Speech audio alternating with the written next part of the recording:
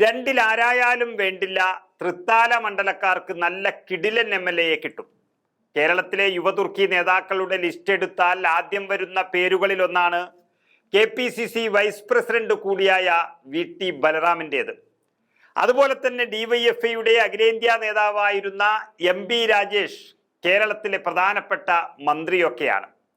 ബലറാമിന്റെ കുത്തക മണ്ഡലം നേരിയ വ്യത്യാസത്തിൽ സ്വന്തമാക്കിയ MP രാജേഷ് MLA മാത്രമല്ല, നിയമസഭാ സ്പീക്കറും സംസ്ഥാനത്തിന്റെ മന്ത്രിയുമായി നിയമസഭയിലേക്കുള്ള കന്നി അംഗത്തിൽ തന്നെ ഇത്രയും വലിയ പദവികൾ ലഭിച്ചത് ചെറിയ കാര്യമല്ല. ആർക്കും കിട്ടാത്ത അവസരമായിരിക്കാം അത്.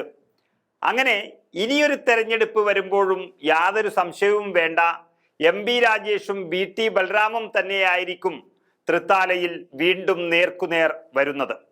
സിറ്റിംഗ് MLA എന്നുള്ള നിലയ്ക്കും നിയമസഭയിൽ ഒറ്റത്തവണയെ മത്സരിച്ചിട്ടുള്ളൂ എന്നുള്ളത് കൊണ്ടും MP രാജേഷിനെ മാറ്റാൻ സാധ്യതയില്ല ഇടതുമുന്നണി.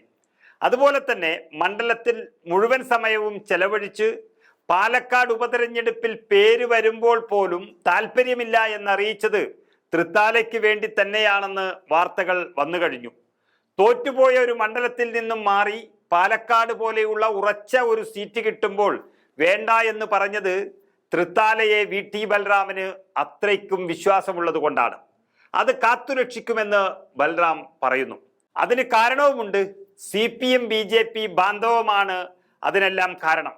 MP രാജേഷ് മത്സരിച്ച തൃത്താല, അതുപോലെ P രാജീവ് മത്സരിച്ച കളമശ്ശേരി എന്നിവിടങ്ങളിലൊക്കെ നടന്നത് എന്താണെന്ന് എല്ലാവർക്കും അറിയാം. അങ്ങനെയുള്ളൊരു ഡീലിങ് ഇനി നടക്കില്ല എന്നുള്ളതാണ് ബലറാമിന്റെ ആദ്യത്തെ പ്രതീക്ഷ. അതായത് 2016 BJP സ്ഥാനാർത്ഥിക്ക് കിട്ടിയ 14,600 വോട്ടുകളാണെങ്കിൽ 2021 അത് BJP സ്ഥാനാർത്ഥിക്ക് തന്നെ കിട്ടിയത് 12,500 വോട്ടുകൾ മാത്രമാണ്.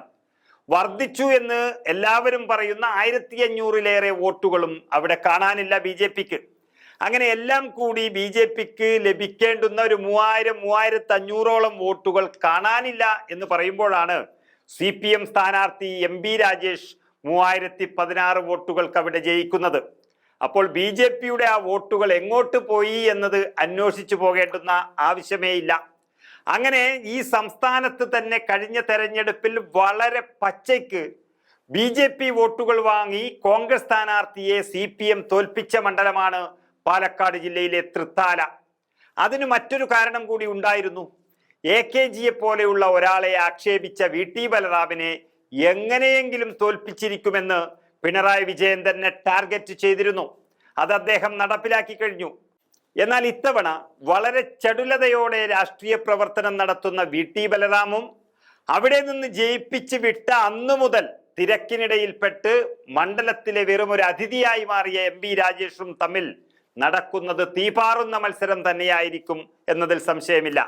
BJP സഹായിച്ചാൽ CPMഉം, സഹായിച്ചില്ലെങ്കിൽ കോൺഗ്രസുമായിരിക്കും തൃത്താലയിൽ ജയിക്കുന്നതിൽ രണ്ടിലാരായാലും ആ MLA തൃത്താലയ്ക്കൊരു തലയെടുപ്പ് തന്നെയായിരിക്കും എന്നതിൽ സംശയമില്ല.